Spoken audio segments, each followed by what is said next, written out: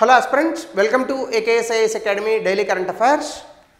So నేను ఇచ్చిన క్వశ్చన్కి బ్లూ కార్బన్ అంటే కార్బన్ క్యాప్చర్డ్ బై ఓషన్స్. మరి బ్లూ కలర్లోనే కదా ఓషన్స్ కనిపించేది, కోస్టల్ ఎకోసిస్టమ్స్, దీన్ని బ్లూ కార్బన్ అని అంటారు. ఈరోజు టాపిక్ వచ్చేసి అబార్షన్ లా ఇన్ ఇండియా. చాలా దేశాల్లో ఈ అబార్షన్ అనేటటువంటిది ఇప్పటికీ ఇల్లీగల్. ఆ మధ్యకాలంలో ఒక 3 ఏళ్ల క్రితం ఐర్లాండ్లో ఒక విషయం జరిగింది. భారతదేశానికి సంబంధించినటువంటి ఒక లేడీ అబార్షన్ చేయకపోవడం వల్ల చనిపోయారు ఆవిడ. సో అప్పుడు ఆ దేశంలో అబార్షన్ చనిపోయేటటువంటి పరిస్థితుల్లో చేయొచ్చు, లీగల్ అని ప్రవేశపెట్టారు. అదర్వైజ్ అబార్షన్ అనేటటువంటిది it is illegal in many countries, ముఖ్యంగా యూరోపియన్ కంట్రీస్లో. అమెరికాలో అయితే రిప్రొడక్టివ్ రైట్స్ అని అంటారు. ఫోర్స్డ్ అబార్షన్స్ ఏవైతే ఉంటాయో అవి కూడా చేయించుకోవచ్చు. ఇన్ ద సెన్స్ ఎవరైతే ఆ బిడ్డకి జన్మనిచ్చేటటువంటి తల్లి ఉంటుందో వాళ్ళ ఇష్టం, అంటే అటానమీ, వాళ్ళకి స్వయం ప్రతిపత్తి ఉంటుంది. కానీ మన దేశం ఇది కాదు అది కాదు, మధ్యలో ఉంటాయి. అంటే ఇన్ని వారాల వరకు మెడికల్ ఎగ్జామినేషన్లో 24 వారాల వరకు ఉంటుంది. మెడికల్ ఎగ్జామినేషన్లో ఈ అబార్షన్ అనేటటువంటిది అలౌ చేస్తారు. బియాండ్ దాట్ మనకి అలౌ చేయరు. అయితే దీనికి సంబంధించి ఇటీవల కాలంలో సుప్రీంకోర్టులో ఒక తీర్పు వచ్చింది. ఈ తీర్పును అనుసరించి మరొకసారి భారతదేశంలో రిప్రొడక్టివ్ రైట్స్కి సంబంధించి ఈ ఇష్యూ మరొకసారి తెర మీదకి వచ్చింది. సో ఈ అంశాన్ని మనం పరిశీలిద్దాం. ముందుగా సుప్రీంకోర్టు లాంగ్ టర్మ్ అబార్షన్స్ని లేట్ టర్మ్ అబార్షన్స్ని డినై చేసింది. అంటే ఫీటల్ వైబిలిటీ కేసెస్ 24 నుంచి 30 వారాల పైబడి కనుక అబార్షన్ టైం ఉంటే అవి అబార్షన్ చేయడానికి వీల్లేదు. దీనివల్ల మనకి ఏమవుతుంది, రిప్రొడక్టివ్ రైట్స్, ఈ హక్కులు అనేటటువంటి వాటికి బ్రేక్ వేసినట్టు అయింది. సో ఇక్కడ ఈ డెసిషన్ వల్ల ఒక డిస్కషన్ ఏమొస్తుందంటే ఉమెన్స్ అటానమీ, అంటే గర్భం పొందినటువంటి ఆడవాళ్లకు ఆ గర్భం పైన పూర్తి హక్కులు ఉంటాయా, భారతదేశంలో అయితే పూర్తి హక్కులు ఉండవు అని చెప్తుంది సుప్రీంకోర్టు. అలాగే మెడికల్ ఎథిక్స్, లీగల్ రెస్ట్రిక్షన్స్ కూడా అడ్డొస్తాయి. ఎందుకంటే మన దేశంలో శిశువు అనేటటువంటి జన్మనిచ్చేటటువంటి శిశువు, అఫ్కోర్స్ జన్మనిచ్చేటటువంటి తల్లి, అలాగే జన్మని పొందేటటువంటి శిశువు, జన్మని పొందేటటువంటి శిశువుకి కూడా మనం హక్కులు కల్పిస్తాం. సో కాబట్టి నా బిడ్డ నా ఇష్టం కాబట్టి నేను అబార్షన్ చేయించుకుంటాను అని అనడానికి లేదు మన దేశంలో సుప్రీంకోర్టు తీర్పు ప్రకారం. దీనికి సంబంధించి అసలు అబార్షన్ అంటే ఏంటి అంటే, అబార్షన్ అంటే డెలిబరేట్ టెర్మినేషన్ ఆఫ్ ప్రెగ్నెన్సీ. ఎవరైనా కావాలని వాళ్ళకున్నటువంటి పరిస్థితుల రీత్యా వాళ్ళకున్నటువంటి గర్భాన్ని తీపిచ్చుకుంటే దాన్ని అబార్షన్ అని పిలుస్తాము. దీన్ని సాధారణంగా మొదటి 28 వారాల గెస్టేషన్ పీరియడ్లో చేస్తారు. దీన్ని మనము సాధారణంగా చెప్తూ ఉంటాం. అంటే మొదటి 28 వారాలు అంటే 28 వీక్స్ అంటే వీక్కి 7 డేస్ కాబట్టి మీకు సాధారణంగా 4 మంత్స్ అవుతుంది. 4 మంత్స్ ఆఫ్ ప్రెగ్నెన్సీ అనమాట.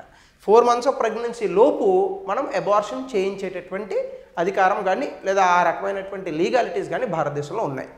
దీనికి సంబంధించి లీగల్ ఫ్రేమ్వర్క్ చూస్తే 1971లో అబార్షన్ని క్రిమినలైజ్ చేశారు. ఐపీసీ 312, 313 సెక్షన్ల ప్రకారం. 1966లో శాంతిలాల్ షా కమిటీ ఏం చెప్పిందంటే అబార్షన్ని లీగలైజ్ చేయండి, సో దీనికి పూర్తి స్థాయిలో చట్టబద్ధత కల్పించండి, కొన్ని సందర్భాల్లో అబార్షన్స్ చేయవలసినటువంటి పరిస్థితులు రావచ్చు, సో కాబట్టి దీన్ని లీగలైజ్ చేసి అన్సేఫ్ అబార్షన్స్, అంటే కొన్ని సందర్భాల్లో ఖచ్చితంగా అబార్షన్ చేయాల్సినటువంటి పరిస్థితులు ఉంటాయి. ఫర్ ఎగ్జాంపుల్ బిడ్డ సరిగ్గా ఎదకపోవడమో, లేదని అనుకుంటే లోపలే పిండం కనుక ఇబ్బందుల పాలవడమో, గాడ్ ఫర్బిడ్స్ ఇట్, సో ఇట్లాంటివి జరిగినప్పుడు, లేదా అబార్షన్ చేయకపోతే తల్లి ప్రాణానికి ప్రమాదమో, ఇట్లాంటి పరిస్థితులు వచ్చినప్పుడు వీటిని మన దేశంలో చేయలేకపోతున్నారు డాక్టర్స్ కూడా. కాబట్టి దీన్ని లీగలైజ్ చేయండి అని శాంతిలాల్ షా కమిటీ రికమెండ్ చేసింది. దాని ప్రకారం మనం కొన్ని చట్టాలు తీసుకొచ్చాం. ముఖ్యంగా ఎంటీపీ యాక్ట్, అంటే medical termination of pregnancy act 1971 వచ్చింది. 20 వారాల వరకు ఒక డాక్టర్ అప్రూవల్తో 20 వారాల వరకు ప్రెగ్నెన్సీని తీపించుకునేటటువంటి హక్కు ఆడవాళ్ళకి కల్పించబడింది. అయితే 20 నుంచి 24 వారాల్లో కొంత కాంప్లికేషన్ పెరుగుతుంది. 3 నెలల సమయం దాటి వెళ్తుంది. కాబట్టి ఈ సమయంలో 2 డాక్టర్ల అప్రూవల్తో మాత్రమే ఆ ప్రెగ్నెన్సీని తీపించుకోవచ్చు.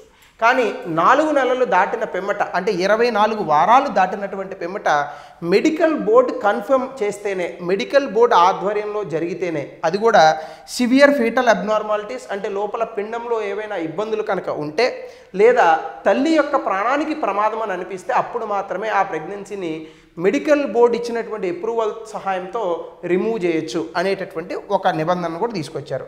అలాగే భారతీయ న్యాయ సంహితలో ఇప్పటికీ కూడా ఇదే పర్టికులర్ థింగ్ ఉంది. అంటే అవుట్ సైడ్ ఎంటీపీ యాక్ట్ ఎవరైనా కనుక ఈ ప్రెగ్నెన్సీని అబార్షన్ చేయించుకుంటే వాళ్ళు శిక్షార్హులు. సో కాబట్టి అప్పుడు ఉన్నటువంటి చట్టాన్ని ఈ పైన చెప్పినటువంటి సెక్షన్స్ని మనం ఇప్పుడు కూడా అప్లై చేస్తున్నాం.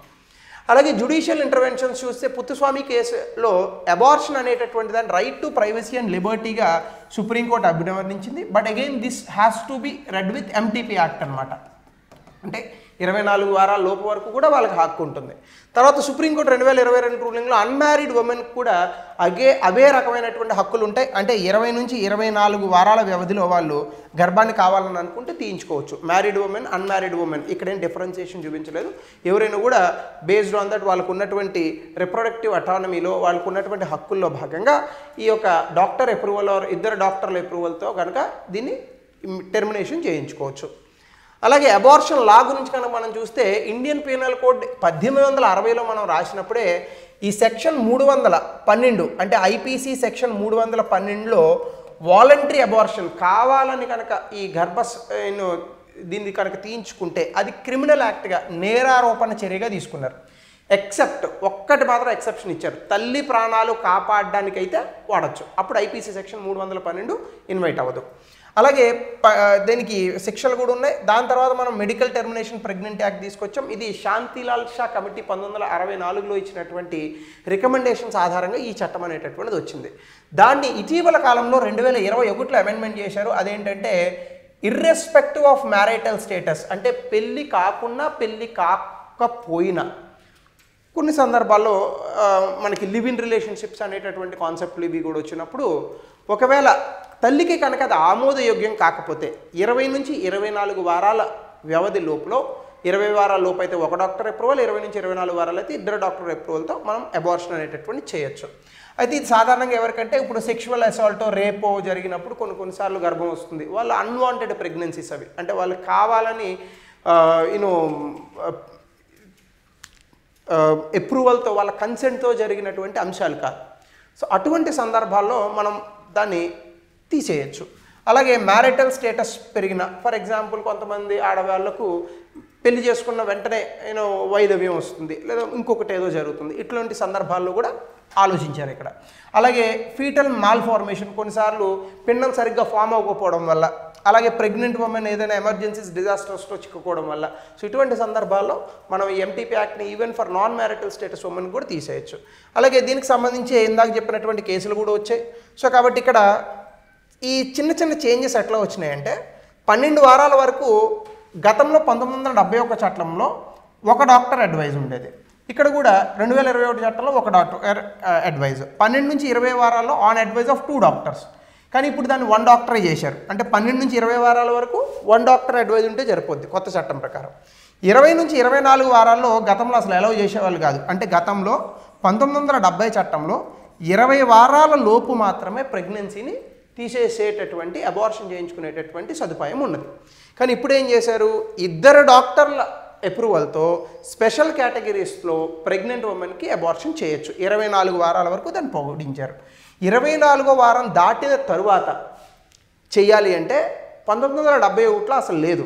కానీ ఇప్పుడు మెడికల్ బోర్డు అప్రూవల్తో హయ్యెస్ట్ అప్రూవల్ని కనుక మెడికల్ బోర్డు ఇస్తే సాక్ష్యాధారాలు పరిశీలించి అప్పుడు కూడా 24 వారాలు దాటిన తర్వాత తల్లికి ఏ ప్రమాదము లేదని అనుకుంటే మెడికల్ టెర్మినేషన్ ఆఫ్ ప్రెగ్నెన్సీ చేయొచ్చు. అలాగే any time during the pregnancy on the advice of 1 doctor if immediately necessary to save pregnant women life, అంటే తల్లి ప్రాణాలు రక్షించాలని అనుకుంటే ఎటువంటి సందర్భంలో అయినా కూడా చేయొచ్చు. అది సేమ్ ఇప్పుడు కూడా అది అప్లికేబుల్ అవుతుంది. సో ఈ రకంగా మనం 1971, 2021 చట్టాన్ని మనం చూడొచ్చు. మిగతా దేశాల్లో కనుక మనం చూస్తే కొన్ని దేశాల్లో ముఖ్యంగా క్యాథోలిక్ కంట్రీస్ అని అంటాం. ఈ క్యాథోలిక్ కంట్రీస్ ఏవైతే ఉన్నాయో ఈ కంట్రీస్లో అబార్షన్ అనేటటువంటి దాన్ని పూర్తి స్థాయిలో బ్యాన్ చేస్తున్నారు. ముఖ్యంగా టోటల్ బ్యాన్ ఉంది ఆండోరా, మాల్టా, వాటికన్ స్టేట్ ఈ ప్రాంతాల్లో. అలాగే కొన్ని ఎక్సెప్షన్స్తో అయితే పోలాండ్, బ్రెజిల్, చిలీ, అర్జెంటీనాలో కొన్ని ఎక్సెప్షన్స్తో బ్యాన్ చేశారు. కంట్రీ లీగలైజ్డ్ అబార్షన్ అంటే ఎక్కడైతే చట్టబద్ధంగా అబార్షన్ చేయొచ్చు అనేటటువంటిది ఫ్రాన్స్. అబార్షన్ చేయించుకోవచ్చు, కాన్స్టిట్యూషనల్ రైట్. అందులోనే అక్కడ ప్రాస్టిట్యూషన్ కూడా లీగల్ ఫ్రాన్స్లో, కాబట్టి అక్కడ అబార్షన్ కూడా లీగల్ చేయాల్సిందే. ఐర్లాండ్లో 12 వీక్స్ ఆఫ్ ప్రెగ్నెన్సీ చెప్తుంది. ఇది ఈ మధ్య కాలంలోనే జరిగింది, లైక్ సమ్వేర్ అరౌండ్ 2017 ఆ ప్రాంతంలో. అలాగే 14 ఇయర్స్ అక్కడ శిక్ష కూడా వేస్తారు అంతకన్నా దాటితే. న్యూజిలాండ్లో 20 వీక్స్ ఆఫ్ ప్రెగ్నెన్సీ ఉంటుంది, 2 డాక్టర్స్ అప్రూవల్ మ్యాండేటరీ. అయితే ఈ రెండింటికి మధ్యలో భారతదేశం ఉంటుంది. కఠినము కాదు, ఫ్లెక్సిబుల్ కాదు, ఓన్లీ మధ్యలో with approvals of 1 doctor or 2 doctors or medical board ఎగ్జామినేషన్తో ఇక్కడ మనం చేస్తూ ఉంటాం. అయితే అబార్షన్ యాక్సెస్కి కొన్ని బ్యారియర్స్ ఉన్నాయి, state mandated policies. Haryana pregnancy registration అని ఒకటి ఉంది. వీళ్ళు అసలు ఎంటీపీ చట్టం అంటే medical termination of pregnancy act section 5A, అందులో కాన్ఫిడెన్షియాలిటీ క్లాజెస్ ఇవన్నీ ఉంటాయి. అసలు అక్కడ బ్యాన్ విధించినట్టు అనమాట. అంటే వాళ్ళ రాష్ట్ర ప్రభుత్వం, కేంద్ర ప్రభుత్వం ఒక చట్టం చేసినప్పటికీ ఆ రాష్ట్ర ప్రభుత్వం అసలు ఈ ప్రెగ్నెన్సీ అబార్షన్ అనేటటువంటి దాన్ని ఒప్పుకోదు. కాబట్టి risks increased stigma and unsafe abortions due to loss of privacy. అక్కడ ఏం చెప్తున్నారు, ఏవైనా ఉంటే రిజిస్ట్రేషన్ చేయించుకోవాలంటున్నారు. రిజిస్ట్రేషన్ చేయించుకున్నారనుకోండి, ప్రెగ్నెన్సీ వస్తేనే రిజిస్ట్రేషన్ చేయించుకోవాలట. రిజిస్ట్రేషన్ చేయించుకుంటే మళ్ళీ తర్వాత వాళ్ళు ఒకవేళ అబార్షన్ అనుకున్నప్పుడు వాళ్ళ ప్రైవసీ దెబ్బతిన్నదు కొంతమంది విషయాల్లో. సో ఇది state policies. No abortion on demand. యుఎస్ఏలో అబార్షన్ ఆన్ డిమాండ్ ఉంటుంది. అంటే ఉమెన్ కావాలని అనుకుంటే ఆమె భర్త అప్రూవల్ లేకుండా కూడా కొన్ని సందర్భాల్లో అబార్షన్ చేయించుకోవచ్చు. కానీ భారతదేశంలో అబార్షన్ ఓన్లీ స్పెసిఫిక్ కండిషన్స్లో మాత్రమే అప్రూవల్ చేస్తారు, అది కూడా 1 doctor 2 doctor or medical board. అలాగే ఫీటల్ వైబిలిటీ ఇష్యూస్ అంటే medically assumed 24 weeks for vary based on health care quality. సాధారణంగా మన వాళ్ళు ఏం చెప్తారంటే 24 వారాల లోపు వరకు కూడా ప్రెగ్నెన్సీని అబార్షన్ చేయొచ్చు, ఇది మెడికల్గా జనరల్ రూల్. కానీ కొన్ని సందర్భాల్లో మనకి ఏమవుతుంది, వాళ్ళకున్నటువంటి ఆరోగ్య పరిస్థితి రీత్యా అది మారవచ్చు. సో కాబట్టి దీని మీద ఏమి స్పెసిఫిక్ థింగ్స్ ఏమీ లేవు. అలాగే neonatal advancements may reduce viability threshold affecting abortion laws. ఇటీవల కాలంలో ఇప్పుడు వచ్చినటువంటి అడ్వాన్స్మెంట్స్ ప్రకారం 30 వారాలు వచ్చినా కూడా ప్రెగ్నెన్సీని తీసేయచ్చు అని అంటున్నారు. సో దానివల్ల మనకి ఏ రకమైనటువంటి ఇబ్బంది తల్లికి ఉండదని చెప్తున్నారు. కానీ మన చట్టాలు అలా ఒప్పుకోవట్లేదు. కాబట్టి ఇక్కడ ఏమవుతుంది, టెక్నాలజీ పెరిగినా చట్టాల్లో మార్పులు రావట్లేదు. ఇది రెండవది. కోర్ట్స్ ఫీటల్ రైట్స్కి ఎక్కువగా ఇస్తున్నాయి. అంటే ఇప్పుడు ఫర్ ఎగ్జాంపుల్ ఒక ఉమెన్ ఉన్నారు, 28 వారాలు అయింది, ఆమె ప్రెగ్నెన్సీ వద్దు అనుకుంటుంది, ఆమె తాలూకా మెంటల్ ఎమోషనల్ హెల్త్ బాగాలేదు. కానీ కోర్టు ఎక్కువగా పరిధిలోకి ఏం తీసుకుంటుందంటే ఆ విమెన్ తాలూకా మెంటల్ హెల్త్ కన్నా పుట్టబోయేటటువంటి బిడ్డకు ఎక్కువగా హక్కులు ఆలోచిస్తూ ఉంటుంది కోర్టు. మీరు ఆలోచించండి, రేపొద్దున ఫర్ ఎగ్జాంపుల్ బిడ్డని కన్న తర్వాత ఆమె పెంచాలని అనుకోలేదు అనుకోండి, కోర్టు వచ్చి పెంచుతుందా? ఇది నేను అడగట్లేదు, మీరు మళ్ళీ నన్ను తప్పుగా అనుకోవద్దు. ఇది నేను ఎలా చెప్తున్నానంటే చాలా సందర్భాల్లో పిల్లల్ని రోడ్డు మీద వదిలేసి చాలా బాధగా అనిపిస్తూ ఉంటుంది కదా మనకి, చెత్తబుట్టలు అది పడేసిపోతూ ఉంటారు. ఇలా జరిగినప్పుడు ఆ తల్లులు అక్కర్లేదనుకుని పిల్లల్ని కన్నారు, దానికన్నా కనకపోతేనే మంచిది కదా. మీరు ఆలోచించండి, తర్వాత 100 సంవత్సరాలు ఆ పిల్లలు ఎలా బ్రతుకుతారు? తల్లి ఎవరో తెలియదు, తండ్రి ఎవరో తెలియదు, అనాథలుగా ఈ సమాజంలో పెరుగుతూ సమాజం వాళ్ళ మీద ఎంత ప్రెషర్ పెడుతుంది. వాళ్ళు గొప్పవాళ్ళు అయితే సంతోషం, దేవుడి దయ, అద్భుతమే. కానీ సమాజం ఇలాంటి పిల్లల్ని హక్కున చేర్చుకునేటటువంటి అంత అద్భుతమైనటువంటి ఎథిక్స్ కలిగినటువంటి సమాజమా మనది? అంత నైతికతతో మన సమాజం అంతా బ్రతుకుతుందా? కాబట్టి అలాంటి సందర్భాల్లో పెంచలేనటువంటి స్థాయిలో ఉన్నటువంటి పిల్లల్ని కనకపోవడమే మంచిదని నేనైతే అనుకుంటాను. సో కాబట్టి అట్లాంటి సందర్భాల్లో ఉమెన్ ఎమోషనల్ హెల్త్ని కోర్టు ఆచరించకుండా, దాన్ని ఇదిలోకి తీసుకోకుండా కన్సిడరేషన్లోకి రైట్స్ ఆఫ్ ఫీటస్ అంటే పుట్టనటువంటి పిల్లల హక్కుల్ని ఎక్కువగా భావిస్తున్నారు. మంచిదే, కోర్టు తాలూకా ఆలోచన చాలా నోబుల్ కాజ్. కానీ వాళ్ళ భవిష్యత్తు గురించి మనం ఆలోచించాలి. రేపొద్దున పిల్లల్ని పెంచకపోతే ఏంది స్థితి? పిల్ల లేదా పిల్లోడు వాళ్ళు వచ్చి కోర్టు కంప్లైంట్ ఇవ్వలేరు కదా, అయ్యా మా అమ్మ నన్ను 3వ నెలలోనే లేదా 3 రోజుల్లోనే, నేను పుట్టిన 3 నిమిషాలకే నన్ను వదిలేసి వెళ్ళిపోయింది, మీరు నన్ను కాపాడండి అని అడగలేరు కదా కోర్టు వాళ్ళు వచ్చి. మీరు ఆలోచించండి, వాళ్ళని పెంచేటటువంటి అన్నదానాలు, ఈ చేసేటటువంటి ఓల్డ్ ఏజ్ హోమ్, ఈ ఆర్ఫన్ హౌసెస్ కానీ ఇవన్నీ కూడా కరెక్ట్గా ఉన్నాయా మన దేశంలో? లేవు కదా. సో కాబట్టి ఇది కూడా ఒకటి ఆలోచించాలి. అలాగే మెడికల్ బోర్డ్ డిలేస్. కొన్ని సందర్భాల్లో ఏమవుతుంది, మెడికల్ బోర్డుకి అప్లికేషన్ పెట్టుకుంటారు వీళ్ళు ఒక 23rd వీక్లో మెడికల్ బోర్డుకి అప్లికేషన్ పెట్టుకున్నారనుకోండి, వీళ్ళు ఒక 4 వారాలు గెంటుతారు దాన్ని, అప్పుడు అది 27th వీక్ అవుతుంది, మళ్ళీ అదొక తలకాయ నొప్పి. సో కాబట్టి ఇలాంటి మెడికల్ బోర్డ్ డీలేస్ ఒకటి ఉన్నాయి. అలాగే స్టాండర్డ్ ప్రోటోకాల్స్ ఏమీ లేవు. అలాగే సబ్జెక్టివ్ ఎథిక్స్ తీసుకుంటారు, కేసుని ఒకదానితో ఒకటి చూస్తారు, దానికి ఏమో ఒక ఆబ్జెక్టివిటీ అది ఏమి ఉండదు. సో ఇలాంటి కొన్ని మెడికల్ బోర్డ్ తాలూకా డిలేస్ కూడా ఉన్నాయి. అలాగే specialist shortage, 70% shortage of gynaecologist rural ఏరియాస్లో ఉన్నారు. రూరల్ హెల్త్ స్టాటిస్టిక్స్ 2012-20 ప్రకారం. అలాగే NICU నియోనాటల్ ICUస్లో లాంగ్ టర్మ్ అబార్షన్ యాక్సెస్ కూడా మనకు దొరకట్లేదు. సో దీనివల్ల కూడా ఈ అబార్షన్స్ అనేటటువంటి ఇబ్బందులు పాలవుతున్నాయి. లీగల్ ఫియర్, డాక్టర్స్ కూడా ఏమనుకుంటున్నారంటే అబార్షన్ అనేటటువంటిది ఎక్సెప్షను, ఇది హక్కు కాదని అనుకుంటున్నారు. యాక్చువల్గా అబార్షన్ కూడా హక్కే. 20 వారాల లోపు ఖచ్చితంగా హక్కు ఉంటుంది. 24 వారాల లోపు ఇప్పుడున్న చట్టాల ప్రకారం హక్కు ఉంది. So that's not an exception. కానీ డాక్టర్స్ భయపడిపోతుంటారు.